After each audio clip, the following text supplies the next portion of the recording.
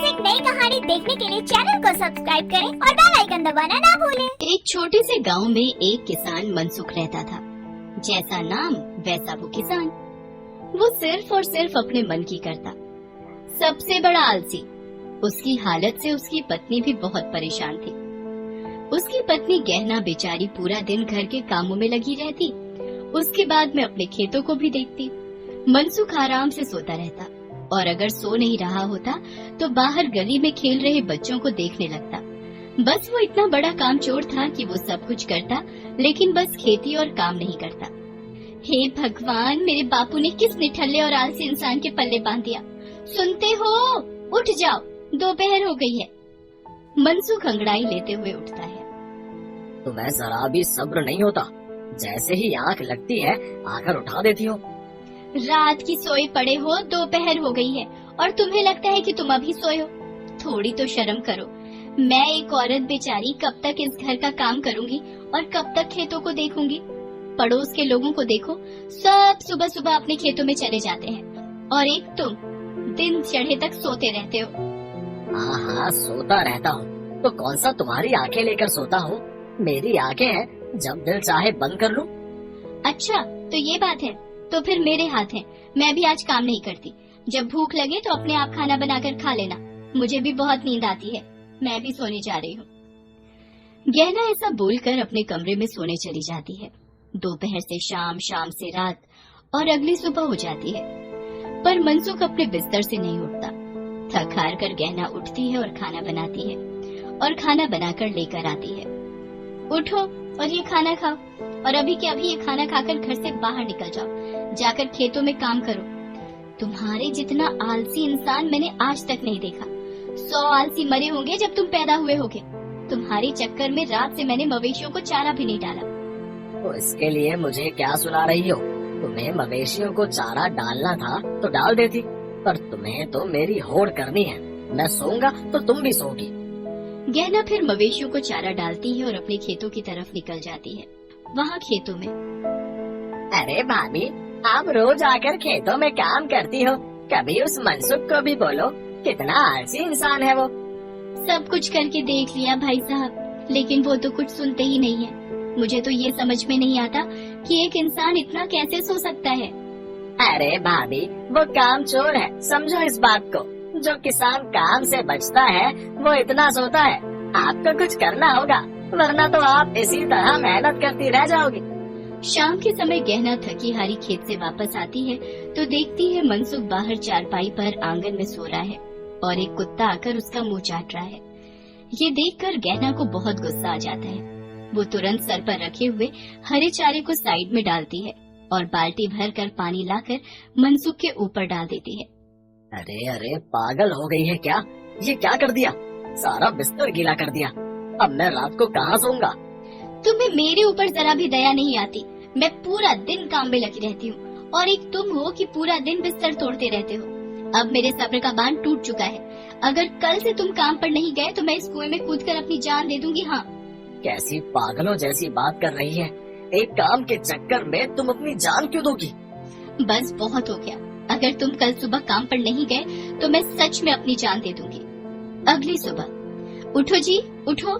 तुम शायद रात की बात भूल गए हो, लेकिन मैं मजाक नहीं कर रही थी। उठो, अभी के अभी खेतों में जाओ और काम करो। मैं तेरी इस गीदड़ धमकियों से नहीं डरने वाला। तुझे जो करना है कर, पर मैं अपनी इतनी प्यारी नींद को छोड़कर खेतों में काम करने नहीं जाऊंगा। गहना गुस्से में आंगन में बने हुए कुएं के पास जाकर खड़ी हो जाती है। तुम्हें मेरी बातें मजाक लग रही है ना? मैं सिर्फ 10 तक गिनती गिनूंगी। अगर तुमने बिस्तर नहीं छोड़ा तो मैं इस कुएं में कूद जाऊंगी। मनसुख देखता है कि सच में गहना कुएं के ऊपर खड़ी हुई है।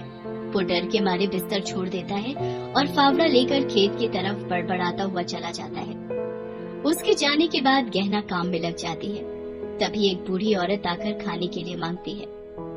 बेटी, इस माँ को भी 2 रोटी दे दे, बहुत भूख लगी है। अभी रुको काकी, लेकर आती हूँ। फिर गहना एक थाली में थोड़ी सी सब्जी और रोटी पानी लाकर उस बुढ़िया को दे देती है। खाना खाने के बाद बुढ़िया गहना को आशीर्वाद देती है। क्या हुआ बिटिया, तू इतनी उदास क्यों लग रही है? क्या तेरे घर में कोई परेशानी चल रही है?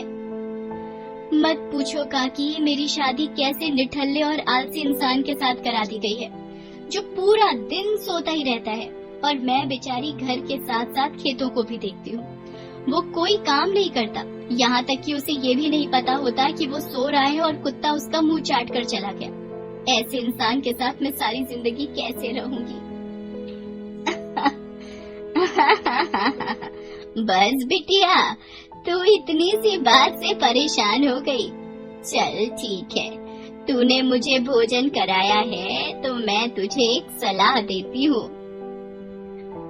फिर बूढ़ी काकी गहना के कान में कुछ कहती है, जिसे सुनने के बाद गहना बूढ़ी काकी से बोलती है, अगर ऐसा हो गया तो क्या वो सुधर जाएंगे? तू देख लेना, वो जरूर सुधर जाएगा। काकी गहना को आशीर्वाद देकर चली जाती है और उधर खेत में मनसुख आराम से अपने गमछे को जमीन पर बिछाता है और सो जाता है। तभी उसे सपने में गहना दिखाई देती है, जो बहुत गुस्से में होती है और उसे बोल रही होती है कि काम कर लो।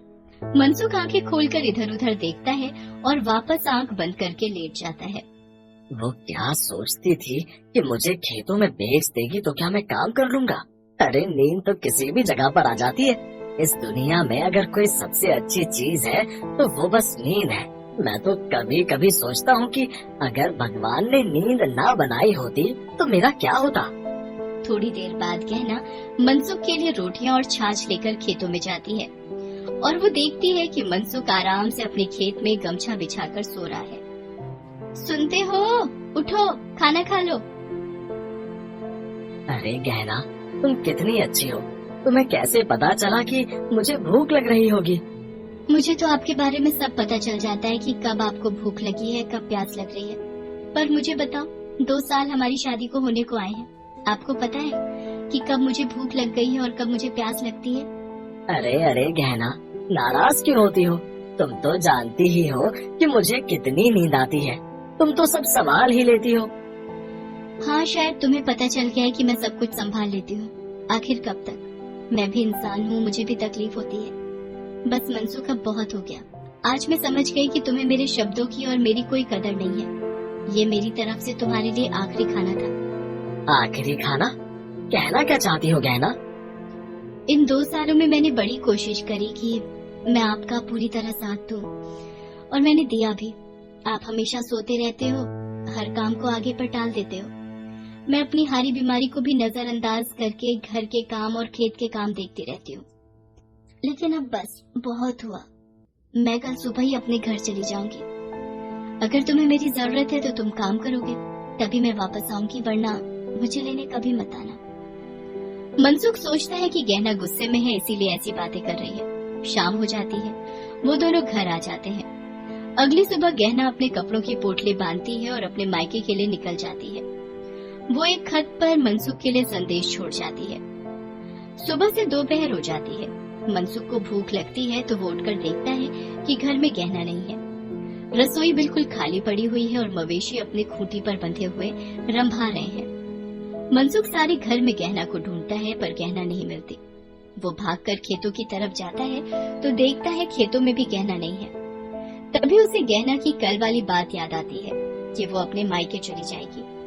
ये सोचकर मनसुख वहीं मिट्टी पर बैठ जाता है।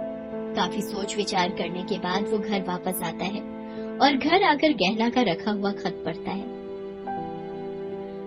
सबसे पहले वो मवेशियों को चारा डालता है। वो देखता है कि पेड़ के टूटे हुए पत्ते सारे आंगन में बिखरे हुए हैं। वो झट से झाड़ू उठाकर सारे पत्तों को इकट्ठा करता है। इतना करने पर ही उसे बहुत तेज भूख लग जाती है। वो रसोई में जाता है और जैसे तैसे करके चूल्हे को जलाता है। आटा गूंथ कर अपने लिए रोटियां बनाता है और जब उन्हें खाता है तो वो कच्ची पक्की रोटियां भी उसे आज बड़ी स्वादिष्ट लगती हैं। अगली सुबह मनसुख अपने खेतों में जाता है तो देखता है कि उसके खेत खाली पड़े हैं और जो थोड़ी बहुत फसल उगाई हुई थी वो भी बगैर पानी के सूख गई है।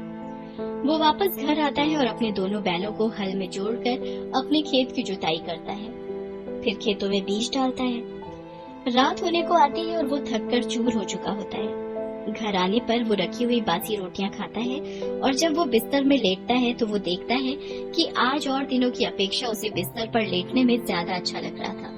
गहना के बगैर उसे खाली घर काटने को दौड़ रहा था। मैं जानता हूँ गहना, तू मेरा इंतजार कर रही है, पर मैं तुझे लेने अभी नहीं आऊंगा। आज पूरा दिन इतनी मेहनत करने के बाद मुझे समझ में आया कि मैंने तेरे साथ कितनी ज्यादती की है। अब तो मैं तुझे लेने तभी आऊंगा जब अपनी फसल तैयार हो जाएगी। देखते ही देखते 5 महीने निकल जाते हैं। मनसुख अब रोज अपने घर को, मवेशियों को और अपने खेतों को देखता है। फसल तैयार हो जाती है और वो उसकी कटाई करके आने के बाद बाजार में सारा अनाज बेच देता है और आते वक्त वो गहना के लिए एक सुंदर सी साड़ी खरीदता है, लाल रंग की चूड़ियां खरीदता है और उसे एक सुंदर से थैले में डालकर अगले सुबह अपने ससुराल के लिए निकल पड़ता है। जब मनसुख वहाँ पहुँचता है, जीते रहो जमाई राजा, जीते रहो, देर से आए पर दुरुस्त आए। गहना भी रोज आपकी राह देखती थी। गहना बहुत अच्छी है, उसने मुझे मेरी गलती का एहसास कराया और आज मैं गहना को लेने आया हूँ। मनसुख जाकर गहना से मिलता है। गहना, मुझे माफ कर दो, तुम आगे से आगे ही सारे काम कर देती थी। मुझे लगने लगा कि तुम तो सब कुछ कर ही सकती हो, तो मुझे क्या करने की जरूरत है। लेकिन जब तुम मुझे छोड़कर चली आई तो मुझे बहुत दुख हुआ, पर मुझे अक्ल भी आ गई। तुम घर चलकर देखो, मैंने सब कुछ संभाल लिया है और ये साड़ी और चूड़ियां मैं अपनी मेहनत की खेत की कमाई से लेकर आया हूँ। मुझे भी माफ कर देना, मैं आपको इस तरह छोड़कर आ गई। फिर मनसुख गहना को लेकर अपने घर वापस आ जाता है। अब दोनों पति पत्नी मिलकर काम करते और खुशी खुशी जीवन बिताने लगे। हर रोज एक नई कहानी देखने के लिए चैनल को सब्सक्राइब करें और बेल आइकन दबाना ना भूलें।